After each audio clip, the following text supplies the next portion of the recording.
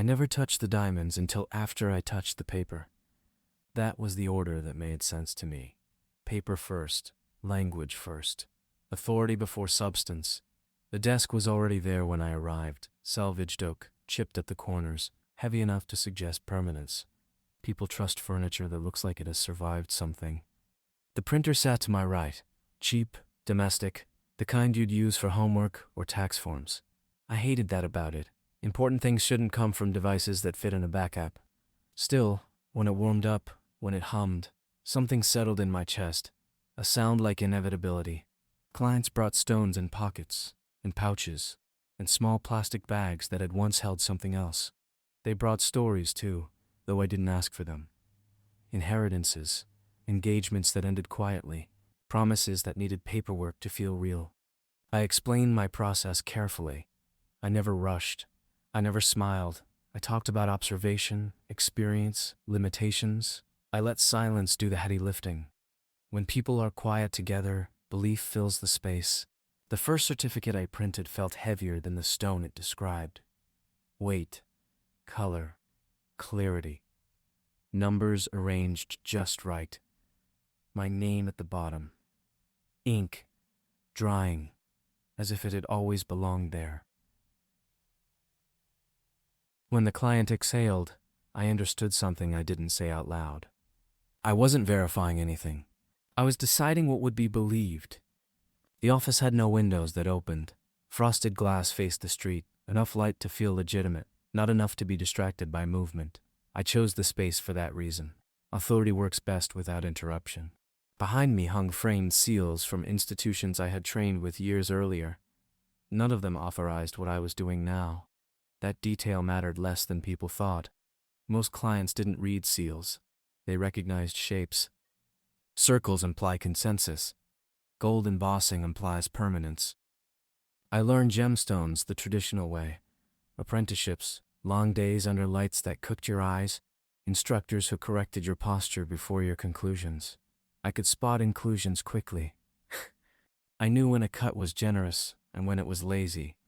That knowledge became my shield. Expertise is dangerous when it lacks supervision. At first, I was careful with language. I avoided the word certificate.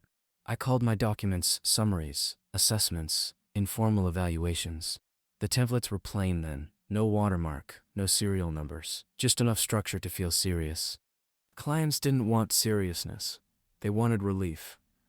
A woman brought me a ring wrapped in tissue paper and asked if it was worth insuring. I told her what I could see. I explained margins. I explained uncertainty. Then I printed the document. She folded it carefully, like a letter from someone important. I charged modestly. That was intentional. Expensive services invite scrutiny. Affordable ones invite volume. Volume normalizes behavior. The first disagreement arrived months later. A stone I had rated generously didn't match another lapse assessment. The email was restrained, almost apologetic. I responded with policy language I had prepared in advance. Disclaimers work best when they sound bored. He accepted a partial refund and disappeared. Most people do. Escalation requires conviction, and conviction weakens when doubt feels embarrassing. I told myself one complaint didn't negate the rest. I told myself that independent labs were slow, elitist, inaccessible. I told myself I was filling a gap. I never told myself I was replacing something. Everything changed when people stopped asking questions. Referrals arrived without context. Someone said you were fast. Someone said you were fair. Someone said you didn't complicate things. Each phrase felt like permission. A local jeweler began sending clients who wanted documentation without delay. I pretended to resist at first, talked about limitations again. He smiled in a way that suggested we both understood the performance. I refined the template, microtext, a watermark that appeared only at an angle, serial numbers that meant nothing but looked like they did, paper stock thick enough to resist folding. Texture carries authority when language starts to wobble. The word certificate slipped out during a consultation. I corrected myself automatically, then noticed the client didn't care. The word stayed. It settled into the room like it had always been there. I stopped correcting it. Volume brought patterns. Most stones lived in a comfortable middle where optimism could breathe. When something clearly poor appeared, I softened descriptions. Harsh truth invites resistance. Ambiguity invites acceptance. A logistics firm contacted me about bulk assessments for inventory insurance. Small stones. Hundreds of them. The contract mirrored my own disclaimers. Dense, procedural, forgiving. I signed without hesitation. The printer ran for hours, paper stacked in neat piles. Each sheet carried my name. Doubt didn't arrive as fear. It arrived as arithmetic. Not all stones could be this good, not consistently, not at this volume. I adjusted phrasing again, observed characteristics, estimated range, words that bend instead of break. The moment I began trusting my own documents, I stopped needing the stones as much. That realization should have stopped me. Instead, it freed me. When a client questioned discrepancies, I spoke about subjectivity. When regulation came up, I spoke about innovation. When someone suggested oversight, I smiled and mentioned accessibility. At night, I dreamed of templates filling themselves, certificates printing without me present. In the dream, the desk was gone.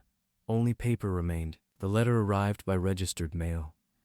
No logos, no threats, just a request for clarification regarding issued certifications. The words sat there calmly, unchallenged. I read it slowly, searching for accusation. There was none, only quantities, processes, affiliations. I prepared carefully. Policies, email chains, screenshots of disclaimers I had never removed.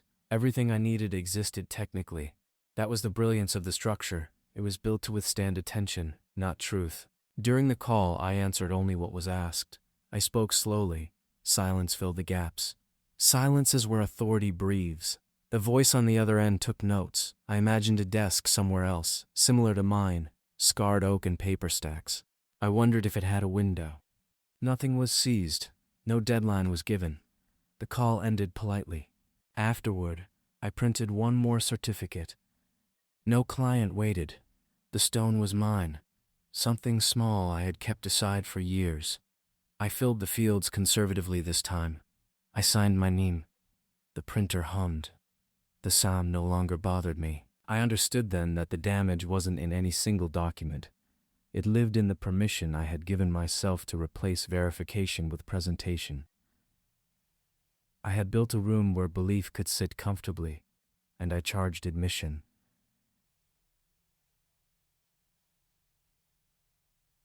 The desk is still here. The printer still works. Emails continue to arrive. I answer fewer now. Not all. The certificates stack more slowly, but they still stack. Paper remembers what hands try to forget.